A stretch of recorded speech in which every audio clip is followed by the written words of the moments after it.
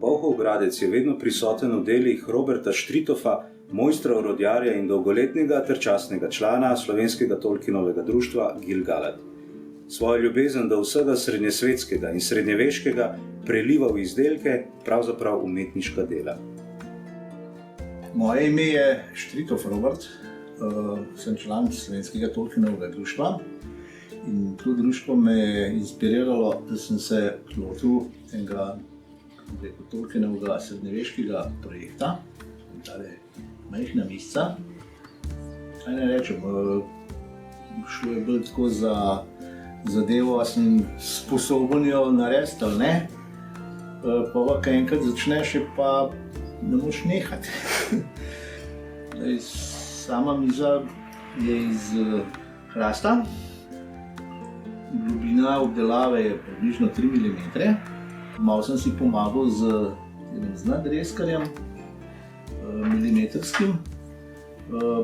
Stalo pletenje oziroma 3D je bil pa ročno delo z dleti. Dolga hrastova miza, sad zimskih noči, ki jih je izpolnjeval Robertov ustvarjalni čut, pripoveduje zgodbo srednjega sveta. V Tolkienovem srednjem svetu je več svetov. Jaz sem izbral pač glavne 4. Gondor, Rohan, Harad in pa Mordor. To je pohograjski grb, Polhovega gradca. To je pa grb oziroma emblem slovenskega Tolkienovega društva. V upanju, da bodo nad edinstveno mizo v pripovedi zaživele zgodbe o junaštvih in ljubeznih, jo je Robert obdal s 4 v usnje oblečenimi stoli. Za izdelavo stolov oziroma usna, ki sem ga pač oblekel na stol, sem se pa malo pomagal z štampilko in najprej narediš, kako bi rekel, negativ, kako ga ne bi izgledal usne.